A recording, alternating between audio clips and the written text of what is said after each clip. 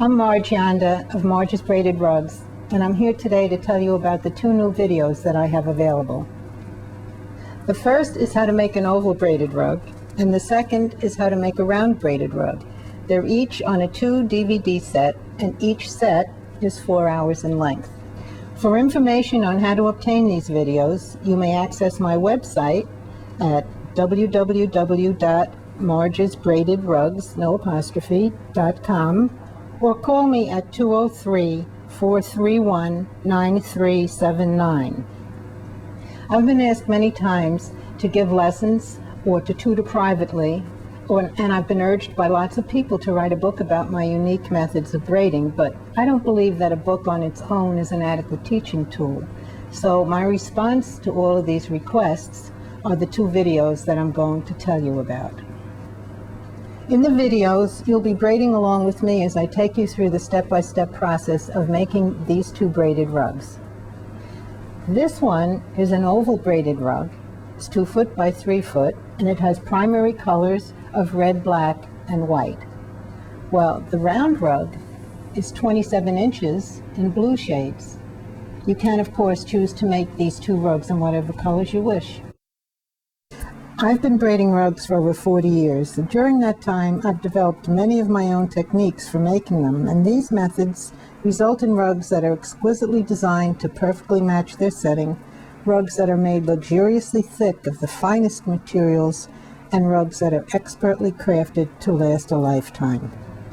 This is a complete video, and you'll learn more than just how to make these two rugs that I've shown you. You'll learn the skills and techniques that will eventually allow you to make any size, any style, any color of any oval or round braided rug that you desire, such as the elegant round 8x10 dining room oval rug that I made for the owners of a 200-year-old farmhouse in New England. Choosing the style of your rug is very important to ensure that it will be compatible with its surroundings. You're looking at a very few of the many different styles of rugs that I've created, each designed to fit a particular need. You have dark colors, light colors, few colors, many colors, some with definite bands, some without, some with solid material, others with tweed or patterned material, and these are just a few examples of what may be done. One of the first things you'll notice about my rugs is the design, particularly the shading. This rug has 3 primary colors, red, black, and white, but to get the effect that I wanted, I've used 7 shades of these colors, and it would be pretty uninteresting if it consisted only of the 3 basic primary colors.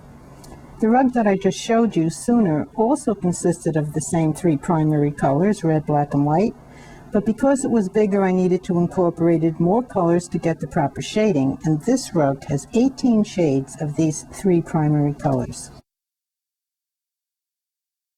If you have a limited number of colors in a small rug, it's relatively easy to calculate the amount of wool you'll need. But what if you have an 8x10 with 18 shades, as in sooner? How do you calculate the amount of wool you'll need for each color?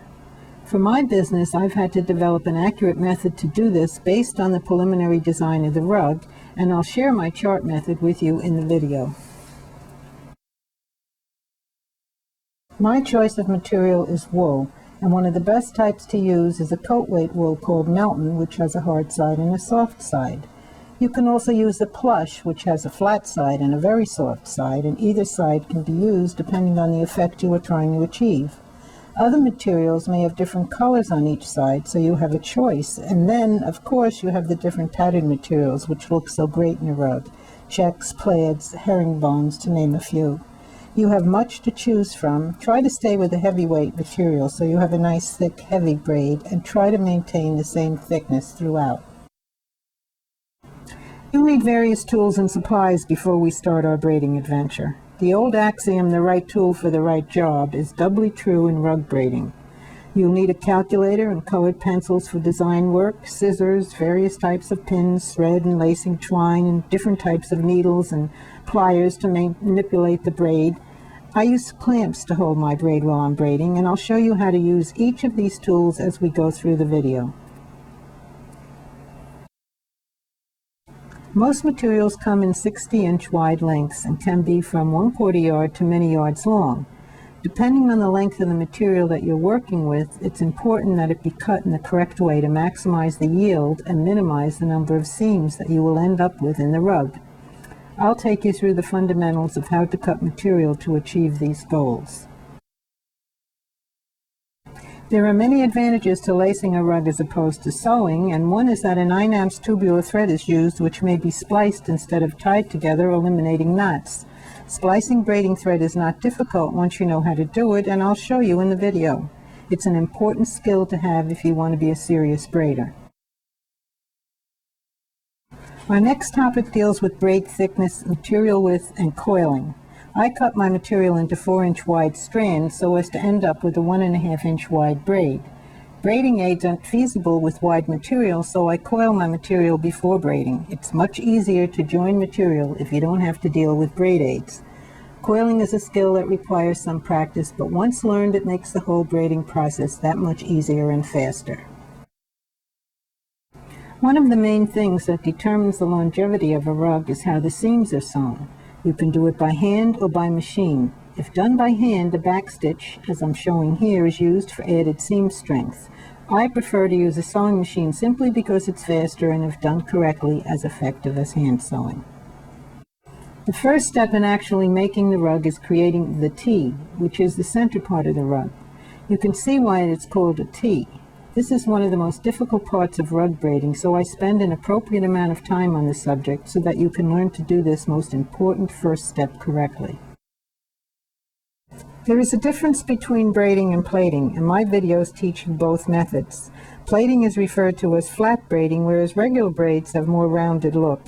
To achieve the proper effect, I employ both techniques in making my rugs. The rug braiding technique that allows you to turn corners is called twice-overs. It simply means braiding twice from one side and once from the other side, but the number of twice-overs that you do and where you do them depends on whether you are braiding a round or an oval rug. The main objective in adding a new length of material to an existing color strand is that the cut is made at a location that will ensure that the seam is hidden on both sides of the rug. Not only the top side, but the reverse side also, so that you can turn your rug over to spread wear and tear. A braided rug that begins to assume a banana shape, or that of a bowl or sombrero, is the bugaboo of many novice braiders. The method used to prevent this is called skipping. The key is, where do you skip loops and how many do you skip? And this depends on whether you're making an oval or a round rug. The more colors you have in a rug, obviously the more color changes there'll be, and the goal is to make the changes in such a way that they don't appear abrupt, but rather seem to flow into each other. This is one of the most difficult and hardest things to learn, and it does require somewhat of an artistic sense, but with practice, most come to do a credible job of it. A taper is usually used in an outside row to avoid an indentation where the braid ends. I like to taper on an inside row where I can hide the taper with 2 finish rows. Though a difficult thing to learn requiring much practice, a good taper will not be at all obvious, and properly done will add a degree of sophistication to your creation. Butting rows into a continuous necklace with no obvious beginning or end is not braiding 101, but an advanced technique quite readily learned with the proper instructions, and video with close-up camera work is shown here. The beauty of learning by video is that you can replay it over and over until the procedure is completely understood. Now that you've created this heirloom, you would like it to be in your family at least a century. My instructions on the care and use of your rug will ensure that it will be.